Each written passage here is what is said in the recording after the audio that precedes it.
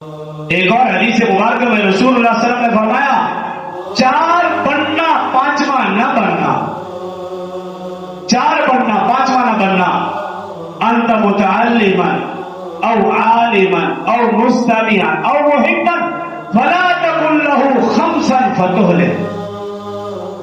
فرمایا 4 بننا، نمبر 1 فرمایا یا تو طالب علم بننا، نمبر 2 یا عالم دین بننا، نمبر 3 یا علم سننے والا بننا، نمبر 4 اور محبن یا طلباء علماء سے محبت کرنے والا بننا، فلا تقل له خمسا، اور فرمایا 5واں نہ بننا فتهلك، ورنہ ہلاک ہو جاؤ گے۔ صحابہ نے عرض کیا رسول اللہ صلی اللہ علیہ وسلم 5ویں سے کیا مراد ہے؟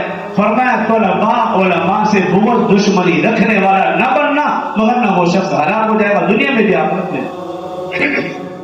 4 بننے کا کہا گیا، یا تو طالب علم بنو، یا عالم بنو، یا ان کی بات سننے والے بنو، یا ان سے محبت کرنے والے بنو۔ لیکن اگر بڑی عمر میں بھی کوئی علم حاصل کرنے کی خواہش رکھتا ہے، علماء نے اس کے لیے مختلف طریقے مختلف راستے بنا رکھے، اگر رہنمائی لے کے کوئی نہ کوئی راستہ مل جائے گا، لیکن سب سے آسان راستہ دعوت و تبلیغ ہے۔ آپ عمر کے جس حصے میں دعوت و تبلیغ میں نکل جائیں، اگر آپ کا بچہ صحیح راستے پر نہیں ہے، میں قسم کھا کر کہتا ہوں ممبر رسول پر بیٹھوں، آپ اس کو دعوت و تبلیغ کے ساتھ جوڑ دیں، آپ دیکھنا اس بچے کی زندگی کیسے بنے۔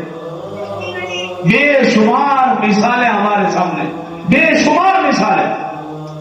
اگر آپ سمجھتے ہیں بچہ غلط راہ میں جا رہا ہے، آپ ہمت کر کے اس کو دعوت و تبلیغ میں بھیج دیں، پھر دیکھ لیں اللہ نے کیسے اس کی زندگی بدل دی۔